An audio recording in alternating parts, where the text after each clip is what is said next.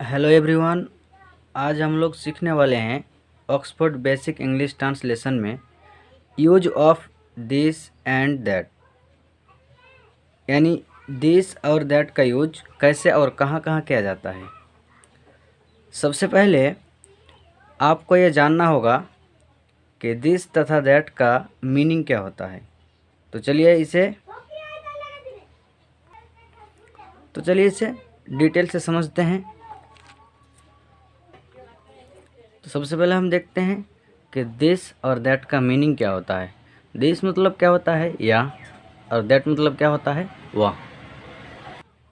अब हम इसे सही से लिख दिए हैं, आप इसे कॉपी में उतर कर इसे याद रख सकते हैं। तो सबसे पहले यहाँ नोट में हम लिख दिए हैं कि जब एक व्यक्ति या वस्तु को निकट दिखाना हो तब दिस का प्रयोग किया जाता है। जैसे यह मोहन है, जैसे में क्या लिखा है, जैसे यह मोहन है, दिस इज मोहन। इसका अर्थ हुआ कि मोहन नाम का एक लड़का निकट खड़ा है या बैठा हुआ है और उसकी ओर इशारा कर रहे हैं।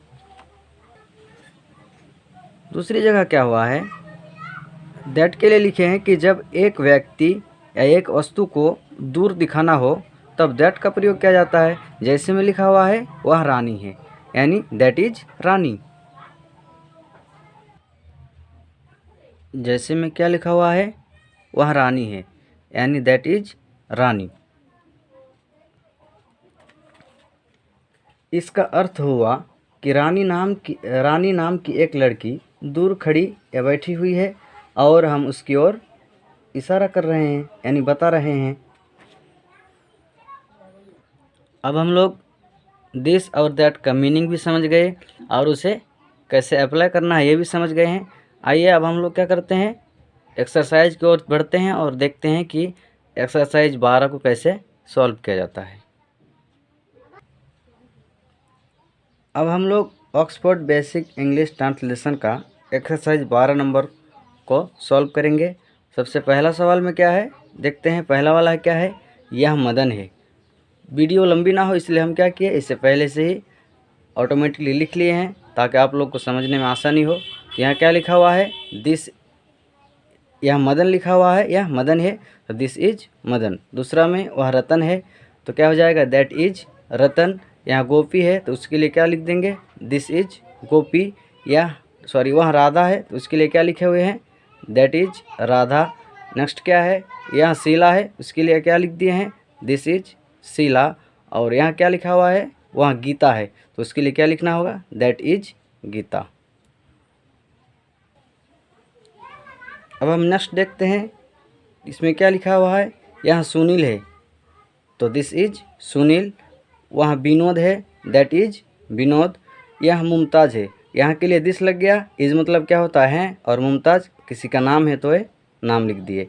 वहाँ जावेद है तो उसके लिए क्या लिखा जाएगा, दैट इज जावेद। यहाँ तबरेज है तो उसके लिए क्या लिखा जाएगा, दिस इज तबरेज। वहाँ सलमा है, दैट इज सलमा। और नीचे में क्या लिखा हुआ है, यहाँ जॉन है तो दिस इज जॉन। ये क्या हो गया, ये आपका। चलिए अब कुछ बचा हुआ है इसे हम लिख के सॉल्व करते हैं। क्या लिखा हुआ है, वह मैरी है तो उसके वहाँ के लिए क्या लगाएंगे हम लोग, दैट। तो यहाँ सबसे पहले लिख लेंगे that.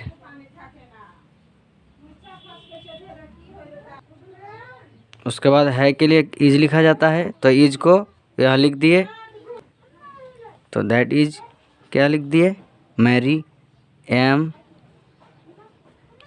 E double R Y, Mary.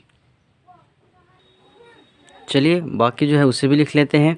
Next क्या है, यहाँ पटना है तो यहाँ के लिए क्या लगाएंगे, दिस लगा लेते हैं। पहले लिख लेते हैं दिस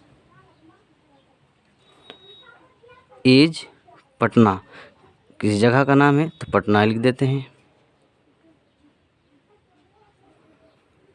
नेक्स्ट क्या है, वहाँ हाजीपुर है तो वहाँ के लिए क्या लगाएंगे, दैट। तो यहाँ लिखेंगे दैट इज हाजीपुर।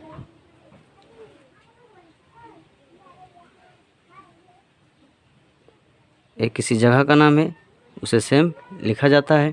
नेक्स्ट क्या है, यहाँ बिहार है तो यहाँ के लिए क्या लगाएंगे, दिस इज बिहार, तो बिहार ही लिखा जाएगा, लिखते हैं बिहार। बिहार। अब लास्ट क्या है, वह नेपाल है तो वहाँ के लिए दैट इज, नेपाल का नेपाल ही होगा, किसी जगह का नाम है।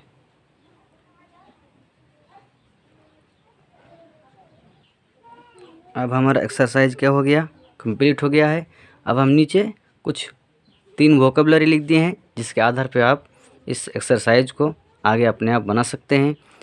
यहाँ लिख दिए हैं, दिस के लिए क्या होता है, यहाँ के लिए दिस आता है लिखा जाता है, और दैट के लिए वहाँ के लिए दैट लिखा जाता है, और है के लिए इज लिखा जाता है।